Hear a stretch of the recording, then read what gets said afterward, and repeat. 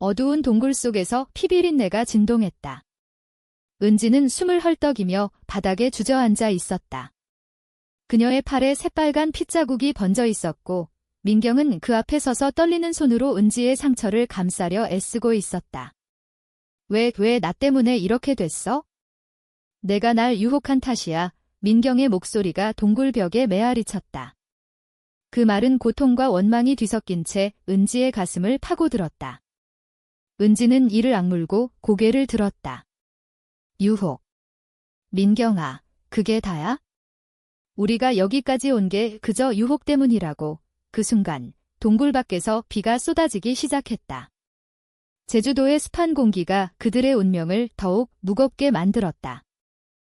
은지와 민경의 이야기는 서울의 번잡한 거리에서 시작되었다. 은지는 28살, 한 IT 회사에서 프로그래머로 일하는 평범한 여성이었다. 그녀의 삶은 규칙적이었다. 아침에 지하철을 타고 출근하고 저녁에 혼자 라면을 끓여 먹는 일상. 하지만 그녀의 마음속에는 늘 공허함이 자리 잡고 있었다. 한국 사회의 보수적인 시선 속에서 은지는 자신의 성 정체성을 숨기며 살아왔다. 가족은 그녀가 정상적인 결혼을 기대했고 친구들은 그녀의 고독을 걱정했다.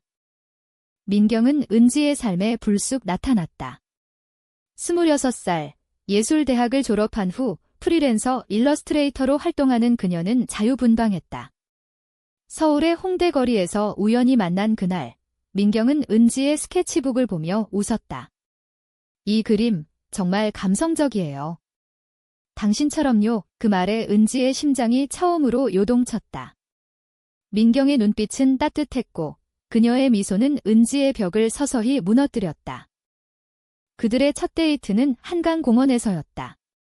봄바람이 불어오는 저녁, 자전거를 타며 이야기를 나누었다. 민경은 자신의 가족 이야기를 털어놓았다. 우리 엄마는 내가 레즈비언인 걸 알아? 하지만 받아들이지 못해 그냥 친구로 지내라고 하시지. 은지는 고개를 끄덕였다. 그녀도 비슷했다. 아버지는 전통적인 한국 남자로 딸의 비정상적인 사랑을 용납할 리 없었다. 그날 그들은 손을 잡았다. 은지의 손이 떨렸지만 민경의 손길은 안정감을 주었다. 시간이 흐를수록 그들의 관계는 깊어졌다. 주말에는 서울 근교의 산책로를 걸었고 밤에는 카페에서 서로의 꿈을 공유했다. 민경은 은지에게 그림을 그려주었다. 이건 내 눈빛이야. 세상을 보는 그 따뜻한 시선. 은지는 그 그림을 보며 눈물을 흘렸다. 한국 사회에서 이런 사랑은 여전히 금기였다. 주변의 시선이 두려웠지만 민경 곁에서 은지는 자유를 느꼈다. 그러나 갈등이 시작되었다. 민경의 전 여자친구, 지은이 나타난 것이다. 지은은 민경의 대학 선배로 여전히 민경을 잊지 못했다. 그녀는 민경에게 메시지를 보냈고 은지는 그걸 우연히 보았다. 민경아, 나 없이 살 수 있어? 다시 돌아와. 은지의 가슴이 찢어지는 듯 했다. 민경은 과거일 뿐이야 라고 말했지만 은지의 불안은 커졌다. 첫 번째 큰 싸움은 민경의 생일 파티에서 벌어졌다. 친구들이 모인 자리에서 지은이 불쑥 나타났다. 그녀는 민경을 끌어안으며 오랜만이야, 내 사랑시라고 속삭였다. 은지는 그 광경을 보고 자리를 떴다. 집으로 돌아와 울었다. 왜 나한테 솔직하지 않았어? 민경이 쫓아와 사과했다. 미안해, 은지야. 지은이는 그냥 친구야. 내가 제일 소중해. 그날 밤 그들은 화해했다. 하지만 은지의 마음에 작은 균열이 생겼다. 여름이 되자 그들은 제주도로 여행을 떠났다. 한국의 아름다운 섬, 제주도는 그들의 사랑을 더욱 로맨틱하게 만들었다. 검은 현무암 해변을 걷고 올레길을 따라 하이킹했다. 민경은 여기서 영원히 살고 싶어, 너랑 지라고 말했다. 은지는 미소 지었다. 하지만 그 여행 중 운명적인 사건이 일어났다. 그들은 만장굴 동굴 탐험을 하기로 했다. 제주의 유명한 용암 동굴로 어두운 내부가 신비로웠다. 안으로 들어서자 습한 공기와 어둠이 그들을 감쌌다. 은지가 앞장서서 걸었다. 조심해. 민경아. 그런데 갑자기 은지의 발이 미끄러졌다. 날카로운 바위에 팔이 베어 피가 흘렀다. 민경이 달려와 은지를 안았다. 은지야. 괜찮아. 하지만 은지는 고통 속에서 민경을 밀쳤다. 왜 나 때문에 여기 왔어? 내가 유혹한 탓이야. 그 말은 은지의 깊은 상처에서 나온 것이었다. 지은과의 과거가 여전히 민경을 괴롭히고 있다고 믿었다. 동굴 속에서 그들은 대화를 나누었다. 민경은 눈물을 흘리며 말했다. 은지야, 지은이는 정말 끝났어. 난 너만 사랑해. 은지는 피를 흘리며 고개를 저었다. 믿고 싶어. 하지만 두려워. 그 순간 동굴 밖에서 구조대가 도착했다. 은지는 병원으로 실려갔고 민경은 곁을 지켰다. 병원에서 은지는 회복 중이었다. 제주의 작은 병원, 창밖으로 바다가 보였다. 민경은 매일 꽃을 가져왔다. 오늘은 유채꽃이야. 제주의 상징이잖아. 은지는 미소 지었지만 마음속 불안은 사라지지 않았다. 서울로 돌아온 후 그들의 관계는 더 깊어지는 듯 했다. 은지는 민경의 집으로 이사했다. 작은 아파트, 함께 요리하고 K-드라마를 보는 일상이 행복했다. 하지만 사회의 압력이 시작되었다. 은지의 어머니가 갑자기 방문했다. 은지야, 결혼은 언제 할 거니? 이웃 아줌마가 좋은 남자 소개해준대. 은지는 대답하지 못했다. 어머니는 민경을 보고 눈살을 찌푸렸다. 이 친구는 누구니? 너무 붙어 다니는 거 아니야? 민경은 인사했지만 분위기는 어색했다. 그날 밤, 은지는 울었다. 엄마가 알면 어떻게 해? 민경은 은지를 안아주었다. 우리 사랑은 잘못된 게 아니야? 언젠가 이해할 거야. 하지만 현실은 하어시했다. 한국의 LGBT 커뮤니티는 여전히 언더그라운드였다. 프라이드 퍼레이드는 있었지만 보수적인 사회에서 공개하기 어려웠다. 은지는 직장에서 동료들의 수군거림을 느꼈다. 은지, 요즘 여자친구랑 사니? 누군가 장난으로 한 말이었지만 은지의 가슴을 아프게 했다. 그리고 반전이 왔다. 지은이 다시 나타났다. 이번에는 민경의 작업실로 찾아왔다. 민경아, 나 임신했어. 내 아이야. 그 말은 은지의 세계를 무너뜨렸다. 민경은 부정했다. 거짓말이야. 우리는 끝났어. 하지만 지은은 증거를 보여주었다. 과거의 관계에서 생긴 아이였다. 민경은 은지에게 고백했다. 은지야, 미안해. 지은이와의 관계가 완전히 끝나지 않았을 때 실수였어. 은지는 충격에 빠졌다. 반했어? 나한테 왜 말 안 했어? 민경은 무릎 꿇었다. 두려웠어. 너를 잃을까 봐. 은지는 집을 나왔다. 서울의 밤거리를 헤매다 한강 다리에 섰다. 바람이 차가웠다. 왜 나한테 이런 일이? 눈물이 흘렀다. 며칠 후 은지는 민경을 만났다. 카페에서 그들은 대화를 나누었다. 민경은 아이를 책임져야 해. 하지만 내 마음은 너야. 은지는 고개를 저었다. 그게 가능해? 우리는 끝이야. 하지만 마음은 그렇지 않았다. 은지는 민경의 눈빛에서 진심을 느꼈다. 한국 문화에서 가족의 책임은 중요했다. 민경은 지은과 결혼을 고려해야 했다. 충돌이 고조되었다. 은지의 아버지가 모든 걸 알게 되었다. 은지야, 너 미쳤어. 여자랑. 당장 그만둬. 아버지는 민경을 찾아가 협박했다. 우리 딸에게서 떨어져. 민경은 울며 은지에게 말했다. 포기할 수 없어. 하지만 압력은 컸다. 가을이 되자 그들은 다시 제주로 갔다. 과거의 동굴을 찾아. 여기서 다시 시작하자. 민경이 말했다. 하지만 동굴 안에서 또 사고가 일어났다. 이번에는 민경이 다쳤다. 은지가 그녀를 구했다.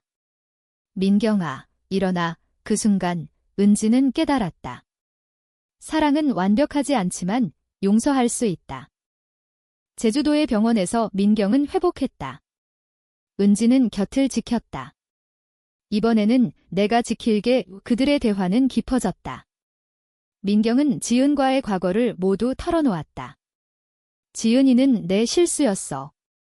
하지만 아이는 책임져야 해. 은지는 이해하려 애썼다. 한국 사회에서 미혼모는 어려웠다. 함께 해결하자. 서울로 돌아온 후 그들은 지은을 만났다. 지은은 민경, 나랑 결혼해라고 말했다. 하지만 민경은 거절했다. 아이의 아버지로서 도울게. 하지만 내 사랑은 은지야. 지은은 분노했다. 너 미쳤어. 사회가 용납할까? 그 말은 현실을 상기시켰다. 은지의 가족과의 갈등도 심해졌다. 어머니는 울며 말했다.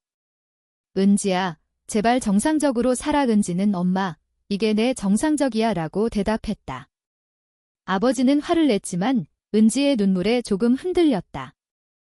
그들의 사랑은 문화를 초월하려 애썼다. 추석에 은지는 민경을 가족 모임에 데려갔다. 어색했지만 민경의 따뜻함이 가족을 녹였다. 이 아이, 착한 애. 어머니가 말했다. 변화의 시작이었다. 하지만 배신이 또 왔다. 민경의 친구가 은지에게 말했다. 민경이 지은과 만나고 있어. 은지는 믿지 않았지만 확인했다. 민경은 지은의 집에 있었다. 왜? 은지가 물었다. 민경은 자이 때문에. 상의할 게 있어. 하지만 은지는 상처받았다. 큰 싸움이 벌어졌다. 너 또 배신했어. 은지가 소리쳤다. 민경은 아니야. 믿어줘. 하지만 은지는 떠났다. 홀로 지내는 날들이 길었다. 서울의 겨울, 눈이 내리는 거리에서 은지는 민경을 그리워했다. 재회는 크리스마스에 일어났다. 민경이 은지의 집 앞에 왔다. 은지야, 미안해. 지은과는 끝났어. 아이만 도울게. 은지는 눈물을 흘렸다. 나도. 너 없이 못 살아. 그들의 관계는 재건되었다. 한국의 LGBT 운동에 참여하며 그들은 힘을 얻었다. 퀴어 퍼레이드에서 손을 잡고 걸었다. 사회의 시선이 따가웠지만 함께라면 견딜 수 있었다. 고조는 민경의 결혼 압력에서 왔다. 지은의 가족이 민경을 압박했다. 결혼 안 하면 아이 안 줘. 민경은 고민했다. 은지에게 저쩌면 헤어져야 할까? 라고 말했다. 은지는 안 돼. 함께 싸우자. 은지와 민경은 변호사를 고용했다. 아이의 양육권 문제를 논의했다. 한국 법은 동성 커플을 인정하지 않았지만 민경은 생부로서 권리를 주장했다. 지은은 너 같은 사람이 아이를 키워 라고 비아냥거렸다. 법정 싸움은 힘들었다. 은지의 가족도 개입했다. 아버지가 민경을 도왔다. 딸이 행복하다면 내가 도울게. 변화였다. 어머니는 요리를 해주며 민경아, 우리 가족이 된라고 말했다. 로맨스는 깊어졌다. 봄에 그들은 경주의 불국사를 방문했다. 사찰의 고요함 속에서 서원을 했다. 영원히 함께. 민경이 말했다. 은지는 내가 있어서 다행이야. 하지만 위기가 왔다. 민경이 병에 걸렸다. 동굴사고 후유증으로 피로가 쌓였다. 병원에서 휴식이 필요해 라고 했다. 은지는 곁을 지켰다. 나 때문에. 민경이 말했다. 은지는 아니야. 함께 이겨내자. 회복 중 민경은 그림을 그렸다. 은지의 초상화. 이게 내 사랑이야. 은지는 감동받았다. 사회적 갈등은 계속되었다. 직장에서 은지가 해고 위기에 처했다. 성소수자라서 동료의 차별이었다. 민경은 포기하지 마. 싸우자. 그들은 미디어를 통해 이야기를 공유했다. 한국의 퀴어 커뮤니티가 지지했다. 클라이맥스는 법정에서 지은이 민경을 고소했다. 아이를 빼앗으려 해. 하지만 증언에서 은지가 말했다. 민경은 좋은 사람입니다. 사랑하는 사람으로서 아이를 잘 키울 수 있어요. 판사는 감동받았다. 민경은 공동 양육권을 얻었다. 축하 파티에서 그들은 키스했다.